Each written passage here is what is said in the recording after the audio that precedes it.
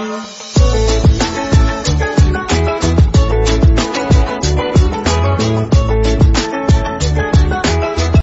The lord. ప్రభు అయిన యేసుక్రీస్తు వారు ఈరోజు మనకు అందిస్తున్నటువంటి వాగ్దానం లూకా సువార్త 4వ అధ్యాయం 41వ వచనం. వారిలో ప్రతి వాని మీద చేతులుంచి వానిని స్వస్థపరిచాను. యేసు పేతురు అతను నయం చేయడం. యేసు సమాజ మందిరాన్ని వదిలి సీమోను ఇంటికి వెళ్ళాడు. సీమోను అత్తకు జ్వరం తీవ్రంగా ఉంది. వాళ్ళు ఆమె జ్వరాన్ని గురించి యేసుకు చెప్పారు. యేసు ఆమె దగ్గరకు వచ్చి జ్వరాన్ని వదిలిపోమ్మని గద్దించాడు. జ్వరం ఆమెను వదిలి వెళ్ళిపోయింది. వెంటనే ఆమె లేచి అందరినీ ఆదరించడం మొదలుపెట్టింది. యేసు అనేకులకు నయం చేయడం. సూర్యాస్తమయం అవుతుండగా ప్రజలు రకరకాల రోగాలున్న వాళ్ళను ఆయన దగ్గర తీసుకువచ్చారు. ఆయన ప్రతి ఒక్కరి మీద తన చేతిని ఉంచి అందరినీ నయం చేశాడు.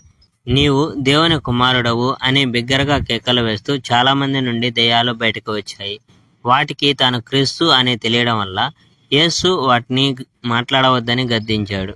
యేసు ఇతర పట్టణాలకు వెళ్ళడం.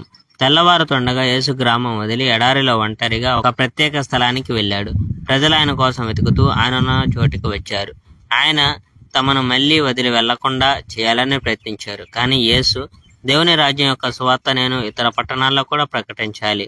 దేవుడు నన్ను అందుకే పంపాడు అని అన్నాడు. ఆయన యూదయ ప్రాంతాల్లోని సమాజ మందిరాల్లో బోధించాడు. Praise the Lord. May God bless our India.